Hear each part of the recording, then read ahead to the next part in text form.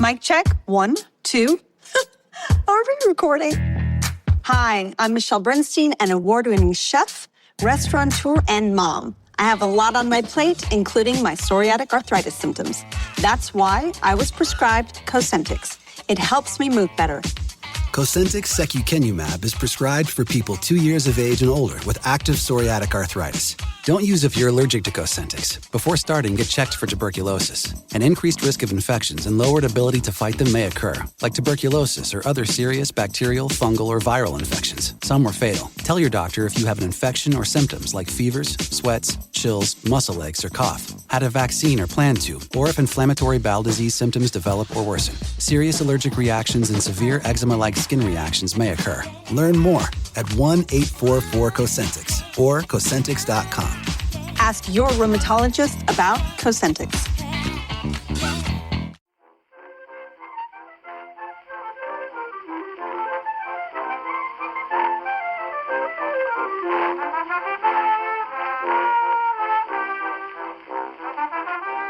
You've been in New York City. I was in New York City last week, and What were you doing in New York City? We were, Dan and I were looking to the very first steps towards opening a New York office for Unbound.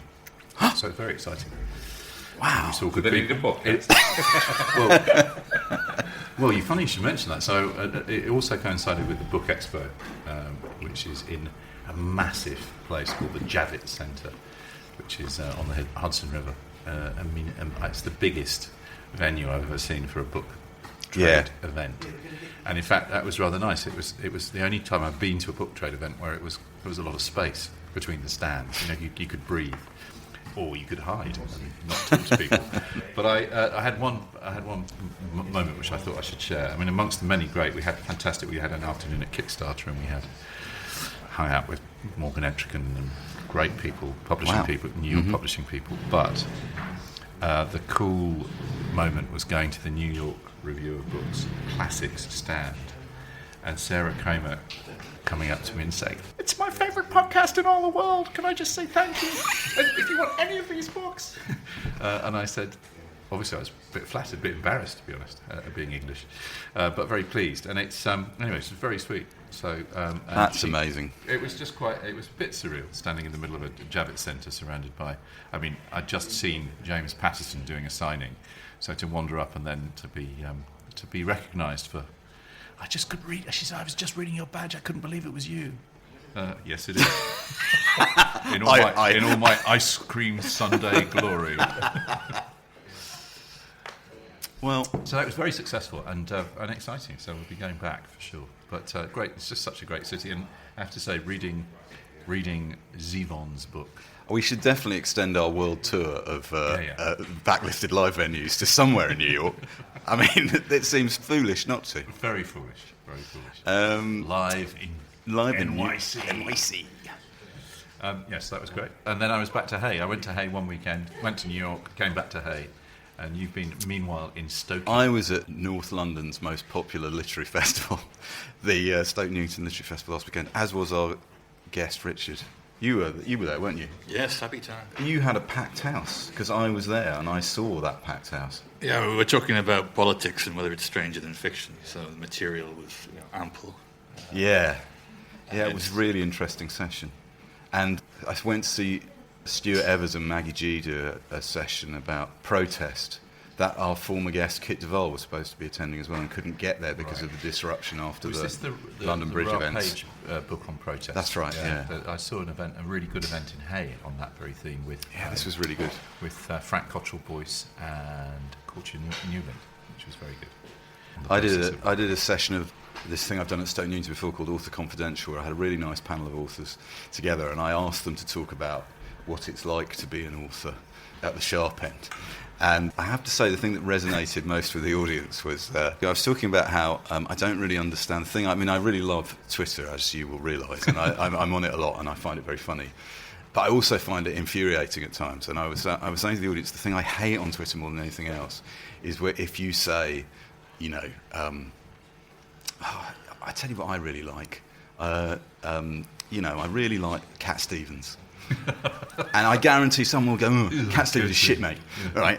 And I was talking about the worst time this ever happened to me, and the thing that was is a line in the sand. I was at a hotel on the Isle of Man, and I was feeling quite homesick. And I came down for breakfast. It was a nice full English breakfast, full Douglas breakfast. And with my breakfast, some fried bread came. And so I ate some fried bread. I thought, this is nice. I haven't had fried bread like this since I was a kid. And so, full of happiness and homesickness, I tweeted. It's not great content, I give you. I tweeted, oh, I'm eating some fried bread and it's really nice. And 3 people went, oh, fried bread's shit, mate. Right? People can't help themselves.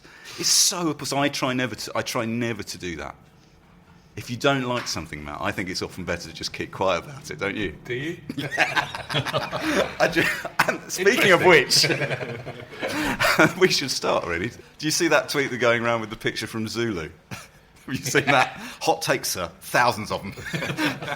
OK. Shall we start? Hello and welcome to Backlisted, the podcast which gives new life to old books. My name's John Richardson and I publish books at Unbound, the website which brings authors and readers together to create something special.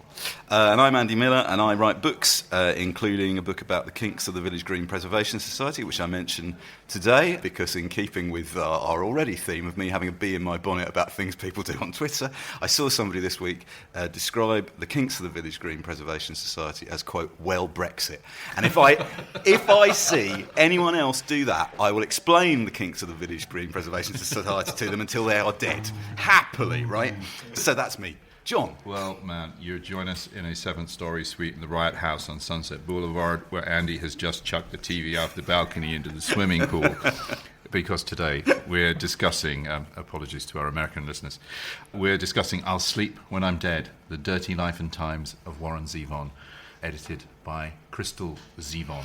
And we're talking about that book, but we're also talking about other books this time, because this is an oral histories or an oral biographies special edition of Backlisted. We felt confident that probably no other podcast would have an oral history special edition, but here we are to do it. So we're talking about I'll Sleep When I'm Dead by Crystal Zevon. We're also going to be talking about a few other oral histories or oral biographies, and with us today to talk about that subject, this book in particular, and oral histories in general, is the author and editor Richard T. Kelly. Hello, Richard. Hello. Hello. He's a bluff man, as you'll discover, listeners. Speakers are fine. Speakers are fine. Call a spade a spade. I edit other people's words, he says, but rarely use my own. Richard's novels include Crusaders, The Possessions of Dr. Forrest, and The Knives. And he has also written and edited a couple of oral histories, oral biographies himself on Alan Clark, the film director Alan Clark, who directed Scum and Pender's Fen and Made in Britain and Rita Sue and Bob too. Rita Sue and Bob too. And also your biography of Sean Penn. Is that an oral history? It is. It is. Yeah. So we're going to be talking a little bit to Richard about how you go about putting one of these books together. But we should also say, in a sense, Richard is the ultimate backlisted guest because he used to run Faber Finds. Faber Finds is the part of Faber devoted to giving new life to old books. Giving new life to old books, right. exactly right, yeah. And so several of the books that we've covered here on Backlisted have been available for us to read, thanks to Richard's efforts at Faber Finds. Bridget Brophy was one that yeah, the Snowball and the amazing Emmerich Pressburger. Yeah. Glad you like that. Yeah. That's a wonderful book. How did that come to be? Well, I have the good fortune of... Glass Pearls, that's called, isn't it? Yes, Glass Pearls. Mr. Pressburger's grandson, Kevin MacDonald, the Oscar-winning film director, was a pal of mine, and he, having liked what Faber Finds was up to, sent the book my way. I mean, I think, to be honest, he was hoping just something could be done with it, because Pressburger wrote 2 novels, both of which had fallen into the cracks, as it were. But this one was obviously great, and I said, I'd love to do this in Faber Finds, if you don't mind. So that's what we're doing today, and normally we would do what we've been reading this week, but we thought it would be better if we both talked about, before we'd got onto the Zevon book, that we talked a little bit about some of our favourite oral histories or writers who've put those books together. So John, what oral histories have you been reading over the last 30 years? Well, the one that I think everybody comes back to. I mean, we could talk. I'm a huge fan of Studs Terkel, amazing impresario and journalist. and his book on the Great War was a classic. I mean, he kind of initiated the genre. That's I think the, yes, started that's the genre. I've got a list of them here. They're the Good War. Yeah, Good War. Oral History of World War II, which won the Pulitzer Prize. Yeah. I think it started as an academic discipline, didn't it, really, Richard? People going out and collecting, sort of talking to... Yeah, you think about... preserving kind of the people who were going to die, and as a way of getting the history of ordinary people. Yeah, and if you think about what mass observation were up to in Britain after the war, and during the war, the academic sociological interest was very obvious. But you get the authenticity of the voice, and then I guess the thing that makes them interesting is that they're almost like they're kind of plotted as dramas, so you can tell. Yeah, we should say, if anybody doesn't know, an oral history is it's not the nicest term, is it? An edited collection of interview material where the protagonists tell their own story. Mostly in their own words. And the one that I go back to, and I think a lot of people go back to as a sort of classic of the genre, is Edie by Jean Stein, which is the life of Edie Sedgwick. Edie, an American biography. An American biography, and it's much more than just somebody's life. I mean, it's the history of her family. It's the history of it's the book. I think Mailer called it the book about the 60s that we always wanted somebody to write. It's a massive. I mean, if ever there was a kind of that sort of idea of something that is properly symphonic, with all these different kind of ranges, and you've got Truman Capote, you've got. On one side, you've got family members, you've got Warhol, you've got Patti Smith, you've got people who knew her members of her family, you've got people who were historians of the period. It's just, and it again, cliche, it is a page turner, because the story is, and this is an interesting thing which you often find in oral histories, they become emblematic. I mean, it's almost like a sort of a Greek tragedy, the way, with the chorus and the voices off. And the one voice that kind of isn't there, in a way, is hers. It's a sort of a... I remember I bought a copy of Edie from must be mid-80s, from, I want to say, Claude Gill. If you remember Claude Gill? Yeah, I do. In Charing Cross Road, because I was just discovering the Velvet Underground. So I had Victor Bocracy's Oral History of the Velvet Underground up tight, and here was this book about Edie Sedgwick, so I bought it. I must have read Edie about 4 or 5 times in the space of a couple of years. It's so... It's totally compelling, isn't it? Yeah. I just was rereading it again at the weekend, and what I find is every time I go back, I found that the early stuff about the family, which I sort of skipped over to get to the Warhol bits, reading it sort of 20 years later, I'm much more interested in the... You think that what... So Jean Stein herself was she did a number of these. She did a sort of similar biography of Robert Kennedy. And we should probably cite that, did them with George Plimpton, who was her editor at Paris. So she started as an editor. She's also, I discovered, as you do, grazing Wikipedia, that she worked as Elia Kazan's assistant when he was making... Streetcar Named Desire. So she's, interesting woman there. That sort of Plimpton generation, Paris Review. They publish American Journey, which is the book about Robert Kennedy, in 1970, and then they publish Edie in 1982, and Edie becomes a bestseller. Yeah. I think probably to everybody's surprise. And sort of in a funny kind of way, as if I remember it correctly at the time, it sort of, for a whole generation of us, it invested the whole Warhol myth in the 60s and the Velvets. I think a lot of people who, whereas that had maybe kind of dipped as the 70s went on and punk erupted, by early 80s, suddenly this book came out, and it was the book that all, Bowie fans, everybody I don't know, was it on his list? I bet it was, wasn't it? It must have been on his list.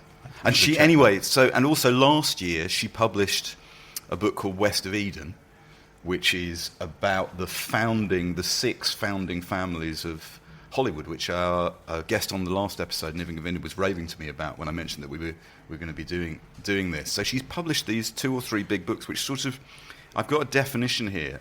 There's a really good article which we tweeted a link to by Gillian McCain and Legs McNeil, author of the brilliant Oral History of US Punk, Please Kill Me. Which is another classic of the indeed. genre.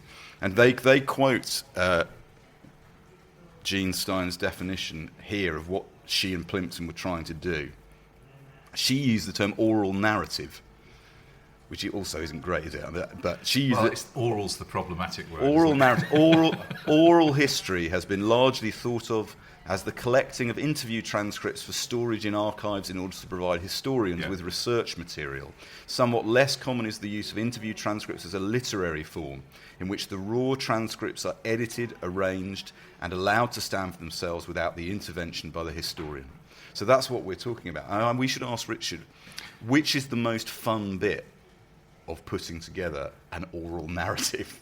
Is it the interviewing, the accumulating, the editing, or the having finished? Well, the worst part is the transcribing, by a million miles, but every writer knows that. Yeah. The interviewing, all being well, is great fun. Sometimes it's torture, but if you do one of these, you're committed you have to talk to everybody, so you can't pick and choose. You just got to the subject, family, friends, people they loved, people they hated. The concentric circles just keep going around. So you have some fun there, and some it's a bit trickier.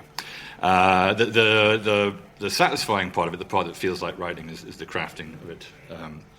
And to me, the heart of the matter, why the form becomes so good at the point when it becomes good with Plimpton and Jean Stein, is its relation to the American genius of the new journalism in that period, the era of Woolf and Mailer and Gay Talisa, and applying fictional qualities to non-fictional projects.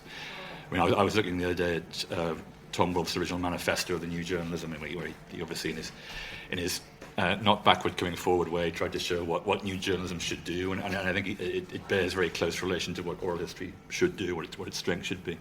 The dramatic quality of scenes upon scenes, where the backstory isn't really there, but it has to have forward momentum. You need dialogue, the spoken word in dynamic form, and you need something interesting going on with point of view. And the great thing about oral history is its form allows you to say, I don't know what the truth is. I can put together two contradictory versions on the page together, and you go and decide. And when you were looking for models, one of the things that seems that the good ones do is that they have that sort of vernacular intimacy, but it's they're not.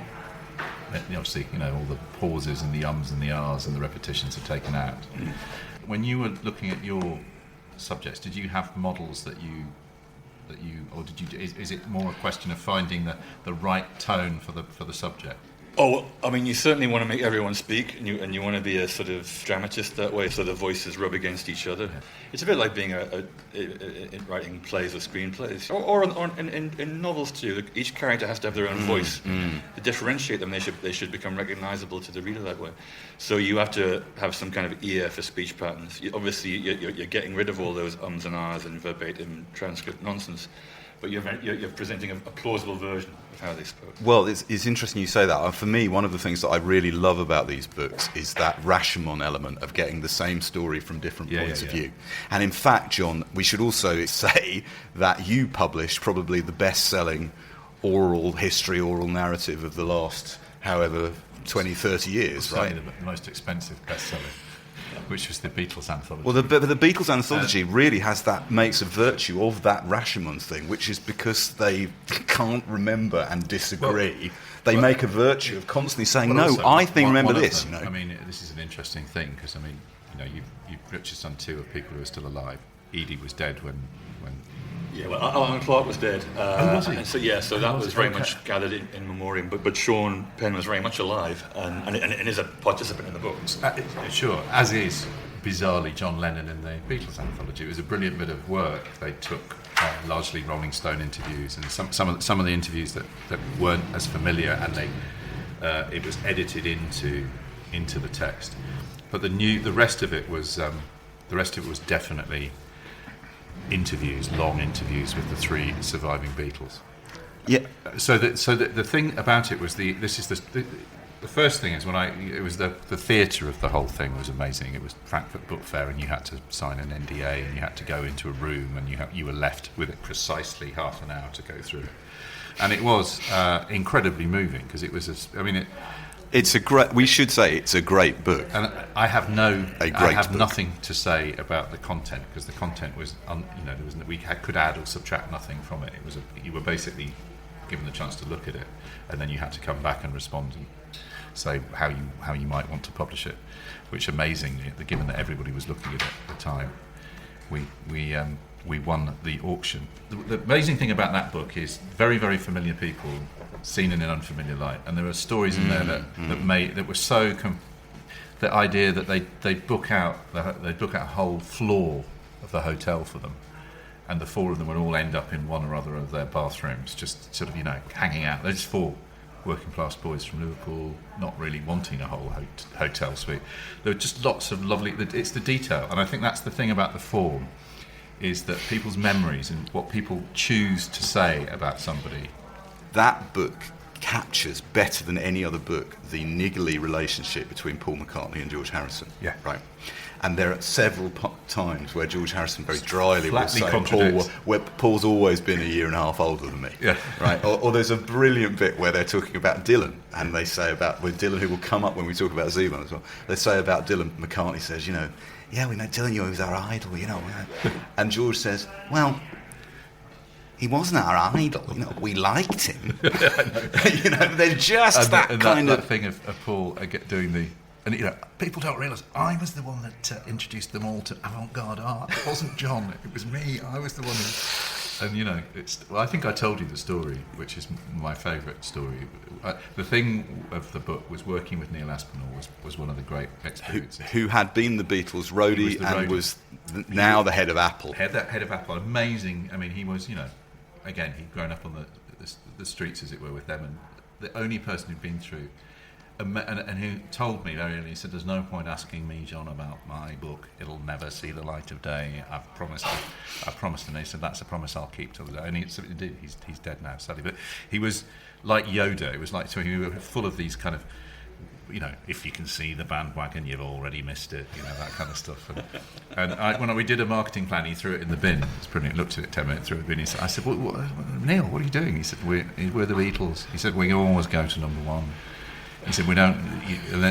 But then later on, I learned a huge amount. Sitting when we won the Nibby for Illustrated Book of the Year, sitting at the table, and I said, can you explain to me Paul's poetry book, which published by Faber? And he said, well, what do you want me to explain? I said, well, there's a few, perfectly nice poems at the front, and then the rest are Beatles lyrics. And he said, yes. He said, well, and your question. I said, well, we all know the Beatles lyrics. We don't particularly need them gathered into it to trick out a book of poetry. And he said, well, why do you think Paul would want to do that? And I said, I have no idea. He said, well, who wrote the Beatles songs? And I said, well, Lennon and McCartney. Oh, shit. You mean, welcome to my world, John. Welcome to my world. No, it's just priceless, but there you go. Yeah, just letting everybody know, these were mine. So going back to, is it Jean Stein or Stein? I've been saying it wrong all these years. I couldn't tell you myself. I'm going to stick to Jean Stein. Yeah. Well, so Jean Stein died about a month ago. Yeah. At the age of 83. So Edie, going back to Edie, the thing about Edie, which I think is significant, as you were saying, John, is there's sort of it helps create that 80s interest in the Velvet Underground and in the Factory and all those things. But I also think because it was a bestseller and because it talked about some pop subjects, but some historically interesting subjects in that way. It was a very influential book on how people came to write about film and popular music and other popular forms. The oral history form almost often takes the standard. I mean, when we did a book on punk that wasn't Legs McNeil, but the Legs McNeil book had come out shortly before we did a big illustrated book on punk. We did the same thing, went and interviewed lots of people. We did a book here that we funded on 80s club culture. I mean, I think it becomes almost like the standard. If you want to take a bit of cultural history and to make it kind of authentic, you go and talk to the people who are there. And we should make a couple of books we should mention. We should definitely mention Days in the Life by our former guest, Jonathan Green, which is a magnificent book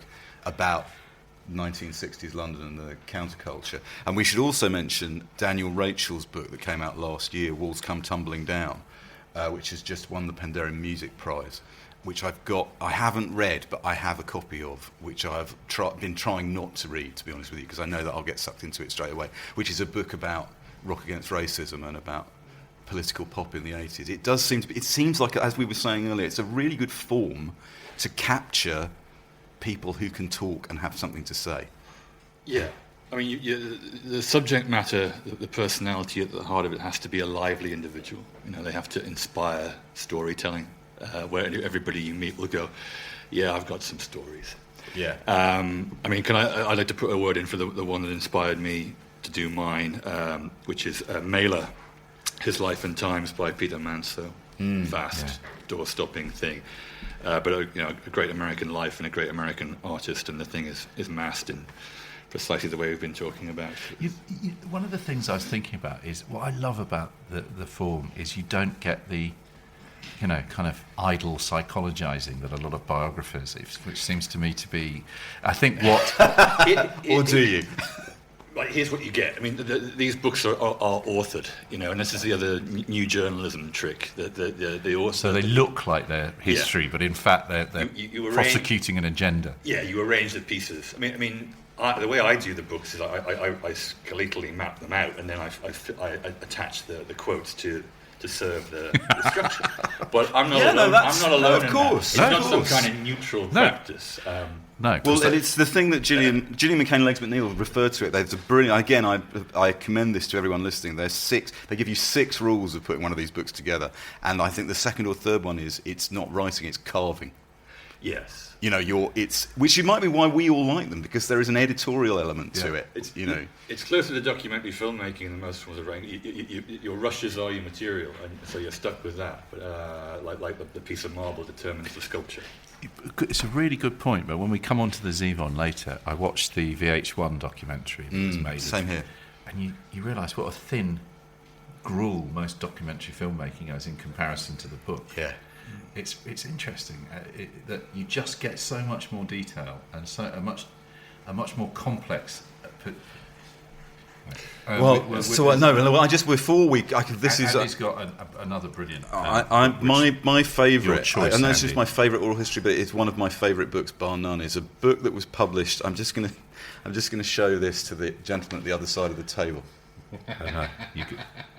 I was very, very bad. There's a picture of Jimmy Savile saying I was very, very bad, and this was published in 1994 or 5, 6. So this is a book called The Wrestling by Simon Garfield. Simon Garfield, who's gone on to write all sorts of interesting and wonderful books. Maps, Time. His new book Out in Time. And this is a book about British wrestling from the early 70s that I used to watch with my dad. Mick McManus, Jackie Pallow, Big Daddy, Giant Haystacks, Adrian Street, and on the front cover of this book, Kendo Nagasaki, right? I guarantee you can open this book at any page and some superb anecdote spills out, right? And I thought I would just read you 2 very tiny things. Then actually, Simon Garfield puts himself in as a character in this book and gives himself the first words. So chapter 1, that fat bastard, I could kill him, said Jackie Pallow, is the name of the chapter, right? Simon Garfield. In August 1995, more than 150 professional wrestlers gathered at a pub in Greenwich to talk about how things used to be, a reunion. They looked all right, apart from the ears. But their walking was terrible, and when they got up to order a drink, you saw that many had bad limps or ruined backs. It was like a reunion of people with hip replacements. A friend of mine took a group photograph. We positioned some of them outside the pub in several rows, with some kneeling at the front, and Mick McManus looking like the team captain, and when we finished, a couple of them had to be hoisted to their feet because their knee joints had shattered. It was Wayne Bridges' pub. Wayne's other name was Bill.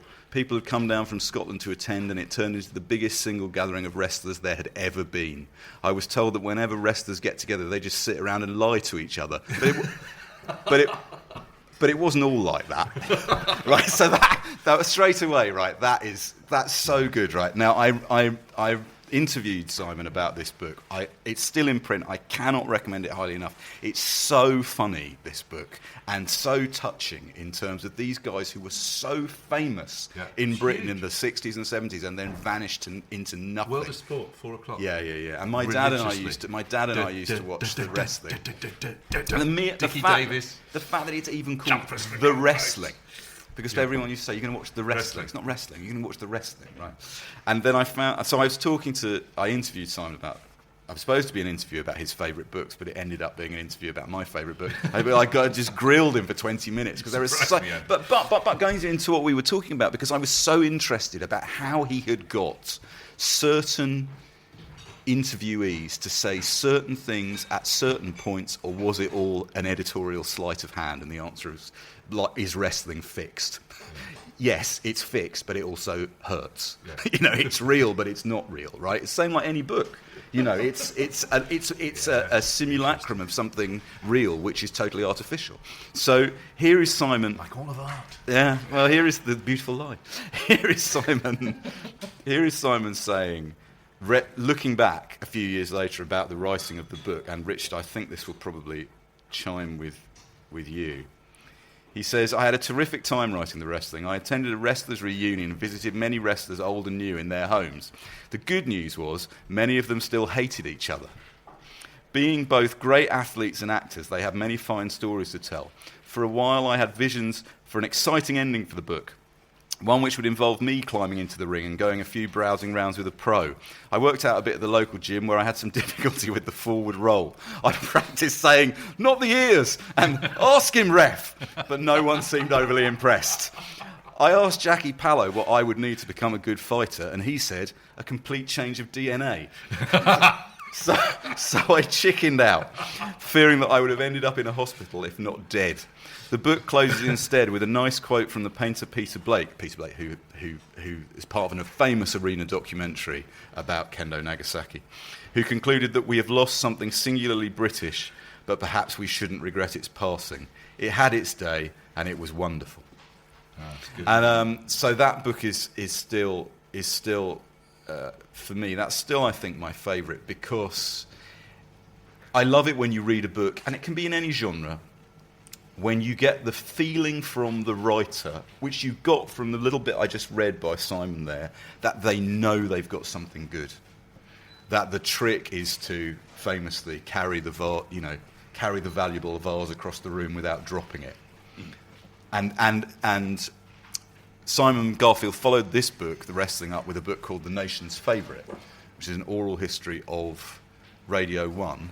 And as coincidentally, we were talking about this just a little bit earlier, and we realised that our producer, Matt Hall, was at Radio 1, or had just left Radio 1 when that book came out, right? Because that book was very, popular, but everyone, it was widely read, wasn't it, at the time? Yeah, well, it just came out at the exact time that a man called Matthew Bannister had taken over, and it was there was also a documentary called Blood on the Carpet at the same time.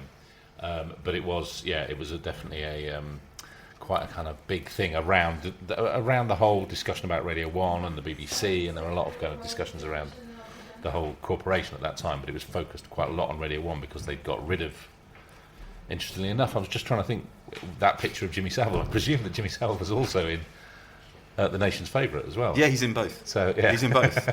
So proceed with care. Yes, precisely. But what did people? Do you know what people at Radio 1 thought of the book when it came out? Certainly, I and I think probably quite a lot of people at Radio 1. I was quite kind of used to kind of getting albums where your name was in the kind of thank you credits and whatever. So I do distinctly remember getting hold of a copy of the Nation's Favourite, having read the reviews and seen, and knowing the time that it was, the period that it was talking about, and going to the index and issuing a silent thanks to the Lord when I realised that my name wasn't in the index. That there was going to be no mention of me in this book. My favourite story of all the many brilliant stories in The Nation's Favourite is the story that John Peel told to Simon Garfield. I think it's the first time that he told it on the record, about going I'm laughing as I say, about going to DLT's house, going to a party at DLT's house and arriving and looking around and saying, Dave, where are all the records? And Dave saying, no, I don't have any records. No, the dust, John, the dust. I have cassettes. I listen to those in the car. That's emblematic of the Radio 1 being, in the hands, arguably, of people who didn't necessarily love music but love being DJs, which was what that book is about, the transition from those people to the next. Yeah, it's that weird thing that Tony Blackburn, who genuinely does know and love music, sort of morphs into kind of DLT and Simon Bates and well, it's another one. I was aware of it. I've never read it. It's fantastic. It really is. It is a great book. Right. This is the exciting moment in the podcast where I get to introduce our sponsor, Unbound, and for this particular episode, we've got a plug coming all the way from Topanga in California, from Sophie Kipner and her really, really, really good first novel called The Optimist. Over to you, Sophie. My name is Sophie Kipner, and I wrote a novel called The Optimist. And it all started, I was nannying my friend's little kid at the time and taking her to these gym classes. And I just remember sitting there and not knowing what kind of story I would write or anything. And so I was sitting in this gym class watching my friend's kid, and the teacher was just so ridiculous. He was this inflexible, sort of stoned and out of it crazy teacher who reminded me of like a Zach Galifianakis character in a movie. And I just thought it was so funny because he was just so ill-equipped to look after these children and obviously didn't want to be there and had no control of the room whatsoever. And yet all these women beside me who were watching him with their kids just thought it was so cute, because here he is, this inflexible gym teacher being sweet with their kids, and all of a sudden they were all, googly-eyed and gushy and thought that he was just the most adorable thing ever. And then I just started imagining this crazy character who would misread his body language and think that she's having some affair with him, and then follow him around the room and into the bathroom and thinking that they're having this whole relationship that obviously they're not. But I just sort of went wild with this first story, and then I workshopped it, and people wanted to know more about her because she was such a crazy character, and she was so much fun for me to write. It was basically sort of what I knew, and then I just exaggerated the hell out of it. And then I just started writing more and more stories based on that same protagonist. It's called The Gymnast, was that first story, and that was published in a little literary journal for humor in the States. And then I moved to England and continued writing, and all these stories came out with the same character, and then I just developed it into a novel. So that's how it happened. Harrison Ford called me once and said, "Make a reservation for 2 and put it under the name Jonesy." I didn't understand the occasion, but when Harry wanted to do something, I'd learned not to ask questions. I said, "No problem. See you soon." In room 24, I sat for an hour in a dark suite, directly in the path of one strong beam of sunlight that forced its way through a hole in the curtains. When Harry came in, instead of noticing the way my milky flesh tones and flashes of strawberry blonde hair weaved in and out of the single strand of natural light, the way my green eyes shone as if a light bulb were behind them, he asked me who I was and, "Why are you sitting there?" I told him I thought it would be sexy, unusual, charming. He told me to put my clothes back on. "What do you think this is?" he said. "A farm?" Flushed and confused, I hastily threw my blouse over my corset and returned to the front desk from where I had come. The phone rang again. "Good afternoon," I said. "Hotel Bel Air. How may I help you?" I lost that job shortly after I got it, but I don't allow myself to sit in regret. What a waste of time that would be. I could spend my life thinking that if I had only shaved my legs or worn a kimono instead of that crazy expensive lingerie, maybe things would have worked out differently. But what good would that do? Harry and I just weren't meant to be in love. And that's okay because I have faith in my ability to bounce back. I was in my early 20s. We all make mistakes when we're young. But I was resilient. Things break, and then they heal. Although I guess that's not always true, because one time I broke my elbow in a trapeze accident and I haven't been able to chaturanga ever since. Anyway, Harry was just one story. There have been many. The Optimist by Sophie Kipner is available from all good bookshops or from the Unbound website at www.unbound.com. Backlisted listeners can get 15% off the listed price by using the special code BACKOFF, that's BACKOFF, no spaces, at the checkout on the Unbound site. Now, here are our sponsors telling you what to do. Now that's safely out of the way. I hope you enjoyed it. We're going to plough on with the main meat of the Something podcast. darker from Topanga. Something darker, but as you say, California very much top of the mind. The California sound of the 1970s, and Warren Zevon. So first of all, before I ask Richard the traditional question, I'm just going to say, if listeners don't know who Warren Zevon is, there's a very good chance they might not. Warren Zevon is the kind of sort of connoisseur's literary 70s musician.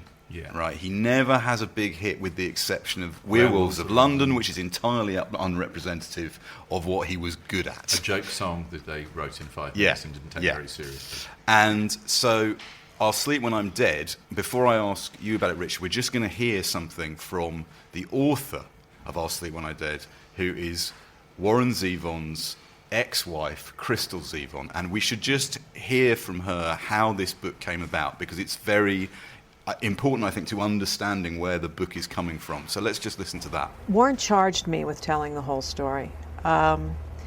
He asked me shortly after he was diagnosed with terminal cancer to write the book. And we talked about it on and off over the last year of his life. When he first asked me, we were still getting over the shock of the fact that he was going to die. So there's probably nothing I would have refused him. I didn't think very hard about what that meant. But as the year went on, he'd talk about things that it was important that he have included. And then a week before he died, he called me and said, "You're going to do this thing, right?" And I said, "Well, I guess so, Warren." And he said, "Well, if you do it, you've got to tell the whole truth, even the awful ugly parts, because that's the excitable boy who wrote them excitable songs." Those were his exact words. And I said, Warren, I don't think I know what the whole truth is. And he laughed. And he laughed in a way that I hadn't heard him laugh in a while, because he'd been pretty sick. And he said, "Oh, you'll find out." And I did. There's some understatement, right? So, Richard, when did you first run into this book, or when did you first hear of or hear Warren Zevon? Well, the fan part of it, as a teenager, I remember a mate of mine who played guitar in a band gave me Sentimental Hygiene, which was an album of his in 1987, and said, "You got to hear this." And it was interesting because REM were basically his backup band on that record. And immediately I heard this amazing voice, this erudite, sardonic character, and it was a great record. And I was living in Belfast at the time. He played live the following year, and after that, I just wanted to, every record of his, I looked for keenly, as hard as they were to find, because he was not a household name by any means. Around about in the mid-90s, in what was for me the early age of the internet, there was a wonderful woman in Texas called Diane Berger who ran a fan website about Zevon, and we connected, and I would write the occasional fan column, and Diane would send me live tapes, because she had this amazing collection of Zevon stuff. So that was a lovely friendship and a shared enthusiasm. Funnily enough, when I was in Los Angeles doing my book with Sean Penn in around 2002, I met Crystal Zevon, who was, we had a mutual friend, that friend being the guy whose couch I would sleep on in Los Angeles. So we had dinner, and it was an interesting thing for me to meet her, obviously. And then, weirdly enough, I found myself at a party which is pictured in the book, which was the engagement party for Zevon's daughter, Ariel, where the great man himself was there. Little did I know he knew his diagnosis, and it was the night he first took a drink, having not had one in 17 years. So that much of a little window into the story when I heard that Crystal was doing the book, and I was obviously couldn't wait for it, and I certainly thought she did a bang-up job. Yeah. I would just like to say something before, and we are not going to spend the next however long talking about how much we love Warren Zevon, although 3 of us do. So I read this book about 10 years ago. It got really good reviews when it came out. It's very interesting that I was told when I was doing the prep for this episode that it was published by Dan Halpern at Echo in the States. No UK publisher would pick it up. Interesting. Because Zevon clearly was not perceived as sufficiently popular. And yet, you'd have to say it is a classic of the genre. I Yeah, think. well, you'd not read it before, No, had you, John? I was sort of vaguely aware of it. It was one of, when people talk about great rock classics, this came up. And because I wasn't really, like most English fans, I knew that one song. I had a vague notion that he'd written with other people. But once you kind of uncover that, that's been the great thing. I mean, listening to a lot of his music over the last fortnight, and then the book itself is such a brave and kind of, it's a remorseless tale of a very complicated, not altogether happy life. Yeah. But it's as good a portrait of the strange alchemy that produces not just music, but any kind of art. I mean, it reminded me in bits, of the letters of Van Gogh to his brother Theo, in terms of the portrait of that's very different because it's not. Although Warren's voice is through the book, but you think, how does anyone actually survive at this level of intensity? It's surely the least flattering authorised biography ever published, isn't it? I mean, we're talking warts and all is too small, too mere a phrase to describe. And we should say that I don't think this book is for everyone. I agree with you, John. I think as a portrait of, let's call it artistic temperament, it's hard to beat. And also, I think as an example, what Crystal Zevon has done as an oral history, as a sort of a work within a genre, what she's done, I think is beautifully constructed in terms of laying one voice against another. Yeah, just to come back, is it the harshest of all? Well, Martin Amis, in reviewing Peter Manso's Mailer, His Life and Times, called it the most exhaustive character assassination in the history of letters. and yet Mailer had blessed the book and was alive and well. So you do tend to go that way if you're going to go warts and all. Do you think that Zevon would have liked the book, given how thin-skinned he was? No, I think, like all of us, he was thinking that the stories of his dirty life and times wouldn't look so harsh on the page. But I think the man had a very well-turned sense of his own perversity. I think, he and a sense of the secret badness of the world, if you like. We were chatting earlier about how even at the death he was crafting a career platform for himself out of his cancer. So I think he. In no sense does he come out of it as likable, but what you come out of it is I came out of it with a strange sense of affection towards him and a much greater understanding. The case for the prosecution, and forgive me if I'm paraphrasing you here, Matt, would be he's a self-indulgent, middle talented American rock star who beat up his wife and had addiction problems. And probably won't be remembered for much else other than that one song.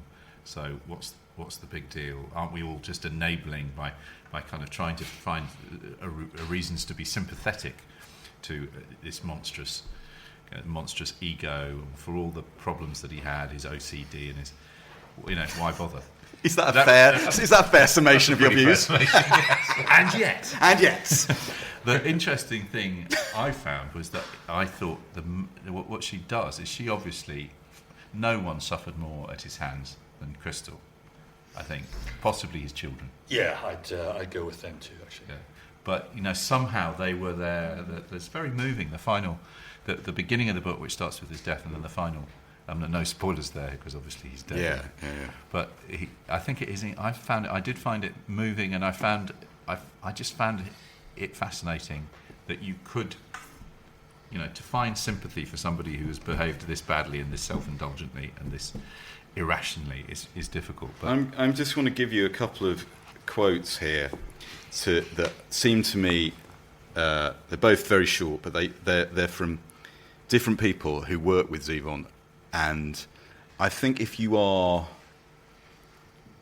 worked with artists or writers, or you are an artist or a writer, you will recognise both sides of this, whether you have chronic substance abuse problems or not. This is a guy called Duncan Aldrich, who was Zevon's driver and his roadie. He's talking about the end of their relationship in about 1996. He says this: driving around, no matter what Warren would look at or what would be happening, he'd just spew discomfort and hate, and it was driving me crazy to the point where at the end of the tour I said, this is not a criticism at all, but maybe this will help you. And I gave him the book of the Tao, and I said goodbye. He ended up thinking I hated him or something, but I just didn't want to give an opinion on all the shit that was going down, and it was too hard to be around. I really didn't say anything. After that, he called by mistake once. I had a couple emails with him in the last year or so, but that was the end. I was with him for 12 years, and I know for a fact that was the longest relationship he ever had. It's someone who found it incredibly difficult to feel secure with other people, be they in long-term relationships or working relationships. And then at the same time, there's this great quote from a guy called Noah Schneider, who was his sound engineer and was his engineer when they were doing this final album, The Wind, when he knew he was dying, which this really sticks with me as a piece of self-knowledge which we could all apply. Noah Schneider says, one time when we just started recording The Wind, Warren could tell something was weird with me. He says, what's the deal with you today? I said, you've got cameras following you. There are movie stars stopping by. It just seems weird how a year ago it was just me and you doing a record together in your apartment. I wanted to say how all of a sudden people were jumping on the bandwagon and I was the guy who'd been there all along. Whatever. It wasn't really true, but it's how I felt at that moment. What he said was, oh, I see. It's an ego thing. Yeah. I'm stumbling all over myself. No, it's not about my ego. Warren goes, it's all right. It's okay if it's about your ego. Sometimes it's got to be about your ego. Just know that it is. Yeah. I use that all the time. And, next time I go crazy at festival organiser for putting red M&Ms in my bowl, so it's ego, but I know it's ego, There's a nice thing towards the end of the book that Michael Ironside wrote, which is, Warren was very proud of his life, which is a pretty extraordinary statement. I like that. There's that Nelson Mandela thing where he says, we're not afraid of our darkness. What we're afraid of is our lightness. Our job isn't to turn our bulb down to make the person next to us more comfortable. Our job is to turn our bulb up and give the next person permission to do the same. Warren did that, which seems to me kind of gets close to the truth. Is that although I'm not sure you could say that he was proud of his life. I think he seemed to me that he was racked with guilt about his kids, but he didn't. He was a survivor, although he died young. I mean, he survived what most people would have been snuffed out. The great quote is, "I got to have Jim Morrison's life a whole lot longer than he did." Yeah. I mean, speaking of a fan of his, I think his status as a songwriter is copper-bottomed. Yeah. There's a live recording of Bruce Springsteen playing his song "My Ride's Here." It was played on the night that Zevon had died. He said, "I want to say goodbye to my friend Warren. He's one of the great American songwriters." And I happen to think that too, but I'll take Springsteen's opinion as the one that should stand. But having said all of that, I've never felt the same about Zevon since this book. It's one of those things where he wasn't the man I thought he was. Yeah. It doesn't change the work one bit, but some of the behaviour I find very tough to take. I just want to read this bit, a compilation of bits about Zevon's behaviour towards his now separated wife Crystal and their daughter Ariel. And the first voice is Crystal's dad, Zevon's father-in-law. "There were a number of occasions where I probably should have decked Warren, but Ariel's third birthday party was the closest I came. I was sitting in a lawn chair and Warren and some other men were on their knees reading the assembly instructions for a swing set. Ariel hadn't seen her daddy since he'd moved out several months before, which had to be confusing for her since he'd worked at home and always been around since she was born. The minute he arrived, she left the kids she was playing with and never took her eyes off her daddy. He was down on his knees and she ran over with her arms opened wide, wanting a hug. He saw her coming and put out his hand to stop her. It knocked her down, but he didn't even seem to notice. He ignored her. I will never forget that little girl standing up and brushing herself off, holding back her tears. I was out of my chair, livid. Quite a big lesson for a little girl. And then Crystal takes up the story the next day. At my request, Warren told Ariel he wouldn't be coming home anymore. And he went inside and started stuffing stuff into paper bags. The party was still going on, but he'd done his duty and he was clearing out. Warren said Kim, his girlfriend Kim, and I would like to pick Ariel up tomorrow and have our own birthday celebration with her. I agreed, even though I knew he was drinking. They were supposed to pick her up for lunch the next day, and they were about 3 hours late. I still have this hauntingly beautiful black and white photo of Ariel, all dressed up for her daddy, sitting on this big boulder in front of our house, waiting. She stayed there for a full 2 hours, refusing to come inside. I find that very plaintive, as the father of daughters. Yeah. And when you read the book from a technical standpoint, as someone who's put these books together as a writer and an editor, what do you think the challenges were when putting this together? Well, you've got to go to everybody, and this is, I mean, John alluded to this before, it's a good point. Memory is a real problem with these books. You're relying on your subjects. They've got to say it. You can't write it. Yeah. And moreover, I mean, I found this doing my books. You ask people questions, and they know that you already know the answer, and you said, yeah, I know, I just need you to tell the story. I mean, when I did Sean Penn, one of the best people to talk to was Bono of U2. He said, I think I know what you want here. You didn't want information. You want me to tell you stories, have a shape to them, right? And I said, you've got it. And that's what Crystal did. She obviously had the advantage of the life, and she had those doors open. I mean, she said very charmingly, she didn't talk to Bob Dylan because she knew that Dylan wasn't going to say anything on tape that would be any use. Yeah. I mean, I think the book is brilliant about the era where most of its witnesses knew and did their best, which is the 70s. I agree, yeah. And that's a gilded cultural era. And in that place, you find out where the songs come from. What I liked about it is, because I kind of like, unlike you, Matt, Californian rock of the 1970s. I like the troubadour and all that. And there's great stories of, Elton John turning up and playing the troubadour and all those. But I felt Zevon was a bit of a missing link for me between the Jackson Browne, the sort of you've got the Joni, James Taylor kind of end, and then you've got the Eagles, and then you've got Jackson Browne, and I sort of felt Zevon was kind of like he has the blessing, the Randy Newman of that scene. He has the blessing and the curse of being the singer-songwriter, singer-songwriters. Yeah, exactly. Singer-songwriter. Yeah. But he was also, I mean, it's important. One of the things that comes out of the book, he went and hung out with Stravinsky when he was a kid. I mean, and he was classically trained. I mean, brilliant musician. Yeah. And that's what everybody said. He knew more. He sort of genius level. I think part of the problem you can sort of see without speculating his OCD. He obviously probably was on some kind of spectrum kind of. He had difficulty with empathy, but he was a kind of a genius, and he was the most. We should say one of the things that a lot of his mates were writers. Yeah, that Richard was alluding to, that he is a very. His friends were writers. He wrote songs with, as you were saying, Paul Muldoon, but he also wrote songs with Thomas McGuane and Carl Hyacin. He was friends with Hunter Thompson, Mitch Albom, Stephen King. He preferred hanging out with writers, and he loved books and he loved reading. In fact, we have a short quote from near the end of his life, which for copyright reasons is under the fair use limit of 30 seconds. So, but we just have this from Zevon, so let's hear Warren's voice now. I have been reading it all lately since my diagnosis. My candy boy, Schopenhauer, said we love to buy books because we believe we're buying the time to read them. Isn't that grand? Isn't that grand? It's also worth noting that when you read the book, you realise he's absolutely loaded when he on morphine and booze when he recorded that, right? Whiskey and liquid morphine.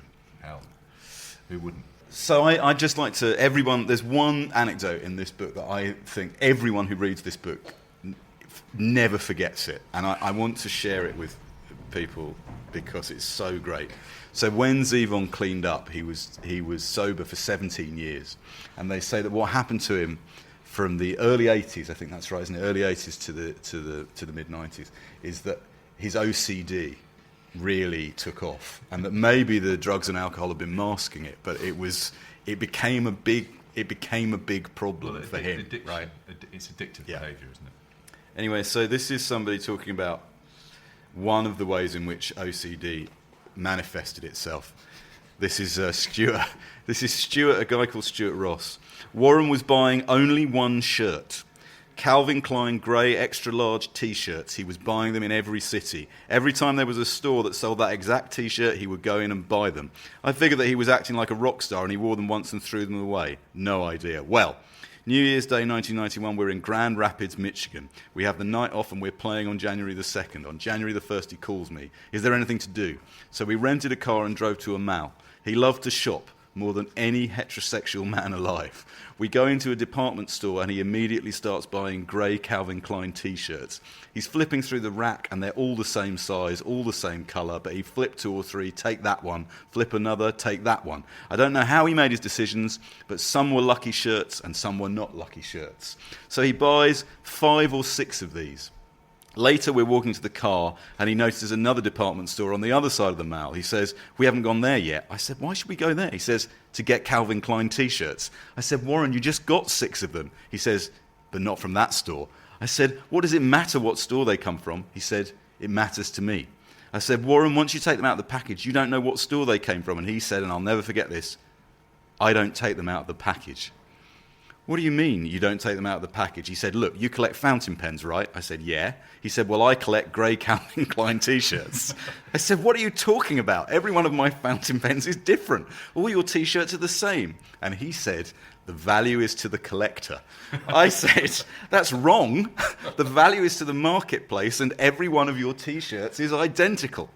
Until this time, I thought he was just wearing them and throwing them away because he didn't want to do laundry. But no, he had more grey Calvin Klein T-shirts in their packages than Calvin Klein had. Years later, we're having lunch, and he says, guess what? They don't make the same grey Calvin Klein T-shirts now. They're completely different. They're made in Malaysia now. He said, you laughed at me when I bought all those shirts. Now I have the only good grey Calvin Klein T-shirts in existence. Footnote. When Warren died, his T-shirts, still bagged, were distributed among family and friends who wear them still. Isn't that brilliant? Sweet. You know that great line at the end of Raging Bull, where they quotes from the Gospel. I say, I do not know whether he was a good man. All I know is that I once was blind and now I see. He was some kind of a man. What does it matter? What does it matter what you say about people? Anyone, anyway. Well, what a perfect note on which to end this fantastic discussion. I've enjoyed hugely. Thanks to our guest Richard T. Kelly and our producer Matt Hall. Our extensive archive, now 45 shows long, is available on SoundCloud at soundcloud.com/backlistedpod, and we're on Twitter and Facebook, so come and say hello. And might we ask if you've enjoyed the show? It'd be great if you could leave us 5-star only, please, reviews on iTunes. Thank you for listening. See you in a fortnight. Goodbye. Enjoy every sandwich.